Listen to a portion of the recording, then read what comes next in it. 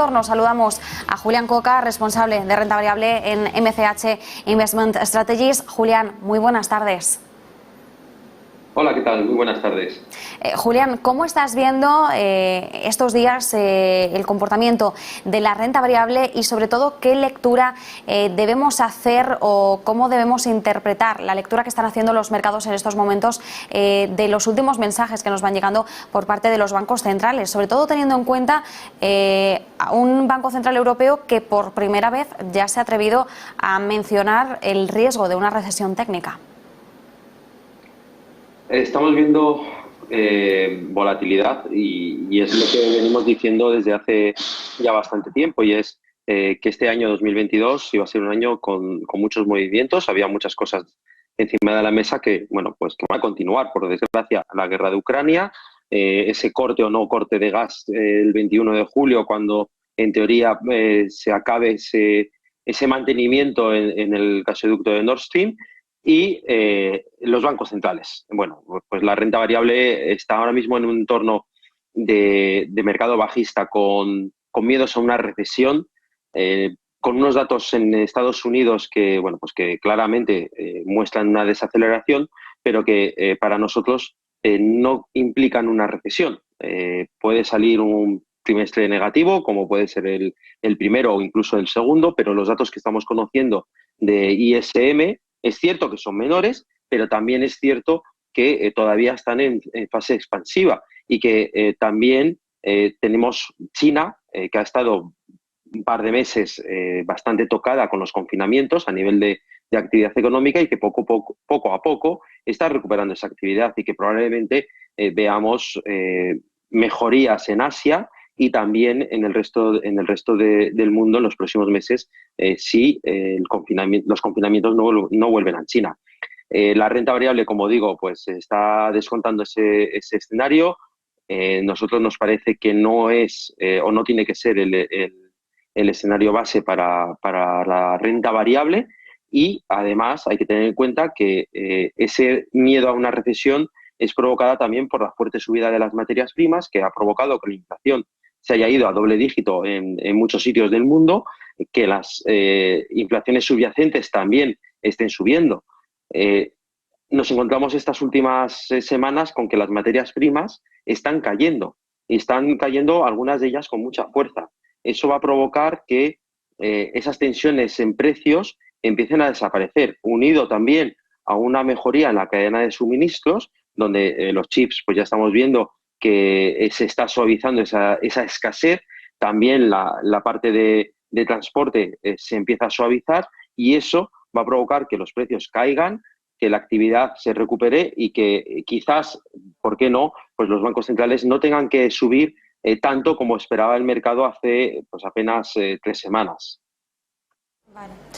Bueno, y la atención a corto plazo, Julián, sin duda está puesta en el Reino Unido, en lo que está ocurriendo en Downing Street, en el número 10. Hoy, bueno, ya hemos tenido la noticia que era un poco un secreto a voces, era la confirmación de la dimisión de Boris Johnson. Todavía no va a irse del puesto, va a seguir hasta que se encuentre a un nuevo sustituto, un nuevo candidato para ser primer ministro. Eso es lo que ha dicho hoy mismo Boris Johnson. Lo que veíamos en las últimas horas antes de tener esa confirmación, sobre todo en el día de ayer, era un movimiento a la baja para la libra esterlina en comparación con el dólar, y bueno, hoy lo que vemos es una libra subiendo en torno a un 0,5% en el nivel del dólar 19 centavos, 1,1992 es exactamente los niveles que nos marcan ahora mismo las pantallas. Pero sí que es cierto que en bolsa, al menos en la bolsa londinense, no estamos viendo que esté afectando ni lo más mínimo todo lo que está sucediendo, porque en los 2 últimos días hemos tenido una senda bastante alcista dentro de los del viejo continente, y hemos visto que en el índice de Londres también se ha visto esto así. ¿Por qué no afecta todo lo que está sucediendo y la incertidumbre que hay en torno a la política del Reino Unido en la bolsa? Lo que vemos es la estabilidad. Al final, lo que descuenta hoy el mercado, ya una vez conocido todo, que ya Boris Johnson ha dimitido, es lo que le gusta al mercado, es la estabilidad. Y luego lo que ocurre con el mercado de renta variable inglés es que tiene muchas compañías que son mineras, energéticas, que son exportadoras, no es tanto un mercado doméstico, y al final pues se mueve más por lo que pase a nivel global que por lo que pase en el propio país. De hecho, es algo que hemos visto durante buena parte de este año, durante el comienzo del año, cuando todas las materias primas subían a raíz de la escasez, de los problemas en las cadenas de suministros y de la guerra, el FTSE era uno de los índices que mejor lo estaba haciendo, precisamente por ese peso en las materias primas.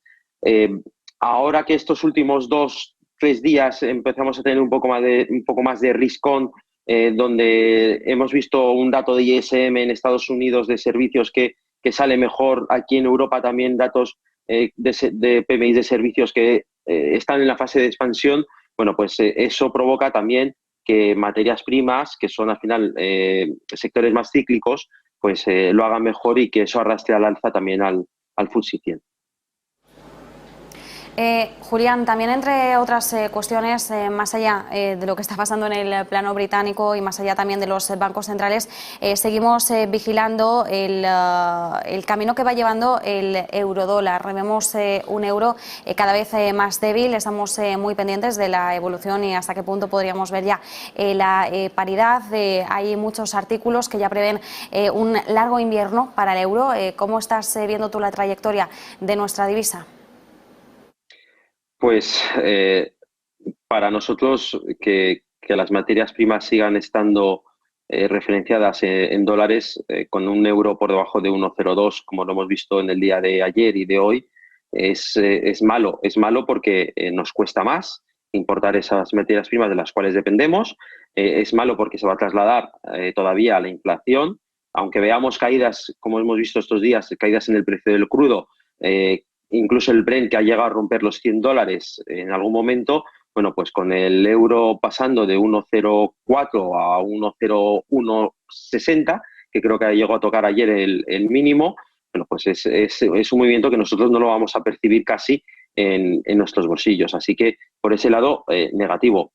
Lo que se está poniendo también mucho en precio es ese riesgo de corte de suministro de gas aquí en Europa, que nos afectaría mucho, que metería a Alemania en una recesión y que provocaría quizás que el BCE, bueno, pues no pudiera subir tipos. Si a eso le unes el miedo a una fragmentación de los spreads de periferia, pues también eso provoca o ha provocado que el euro se vaya casi a la paridad.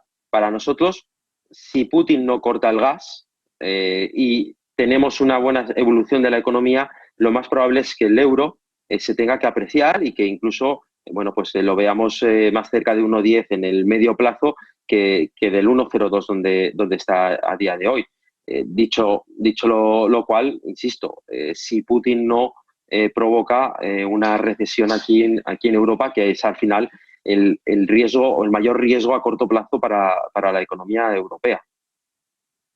Julián, hablando de compañías concretas, te quería preguntar por GameStop. Ahora vemos cómo la compañía está subiendo en torno a un 9%. Ha anunciado un split de 4 acciones pues nuevas por cada una antigua. Y bueno, sí que es cierto que lo que hemos estado viendo es que en los últimos meses, cuando compañías estadounidenses sobre todo han estado anunciando que iban a hacer splits, la cotización ha subido. Es decir, el precio de sus acciones también ha reaccionado favorablemente a ese split. A priori no cambia nada, simplemente cambia que el precio de la acción realmente baja, pero la capitalización de esa compañía es exactamente la misma, sí. O sea que es algo artificial. Por tanto, ¿por qué estamos viendo esta reacción por parte del mercado en las compañías, sobre todo americanas, que hacen estos splits?